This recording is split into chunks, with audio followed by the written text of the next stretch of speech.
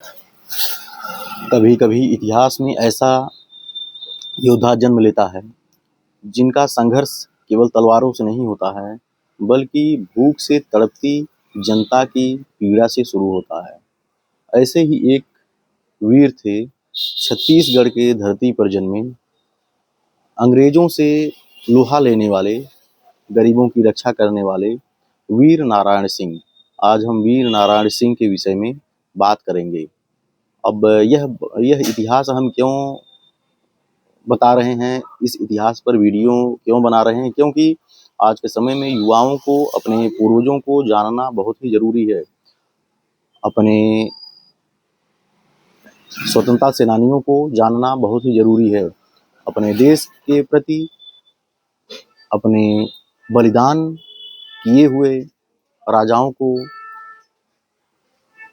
व्यक्तियों को जानना बहुत ही ज़रूरी है। तो वीर नारायण सिंह का जन्म लगभग 1795 में सोनाखाना क्षेत्र के एक क्षत्रिय जमींदार परिवार में हुआ था।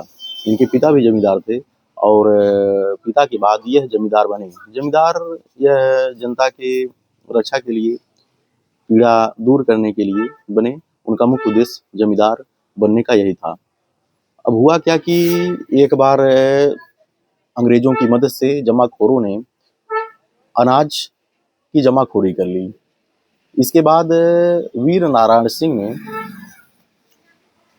जमाखोरों से वह अनाज निकलवा के और गरीबों में बांट दिया, क्योंकि गरीब उस समय लोग भूख से मर रहे थे, बच्चे भूख से छटपटा रहे थे और अनाज नहीं मिल रहा था। इसके बाद अंग्रेज इस अपराध के लिए इनको अपराधी घोषित कर दिए। हालांकि अपराध नहीं था, लेकिन अंग्रेजों के मिले भगत से जमाखोरी का काम चल रहा था, इसलिए अंग्रेज इनको अपराधी घोषित कर दिए।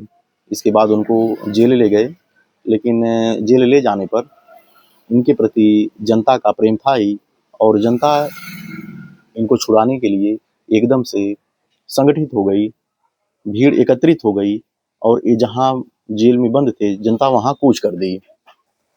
जनता की मदद से वह जेल से निकलने में कामयाब हुए। एक तरह से जेल से भागना था, और यह भागना नहीं था बल्कि अंग्रेजों के प्रति विद्रोह था।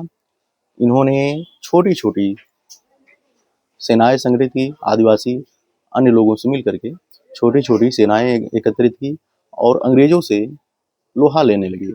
कई जगह कई बार अंग्रेजों से मुकाबला हुआ, अंग्रेजों को यह धूल चटाए, लेकिन अंततः अंग्रेज इनको गिरफ्तार कर लिए। अंग्रेज पकड़े भी कैसे, छल से पकड़े। इसके बाद रायपुर लाए।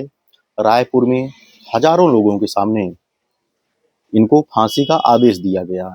वह दिन था 10 दिसंबर 1857, अर्थात आज ही के दिन 10 दिसंबर को उनको फांसी की सजा दी गई।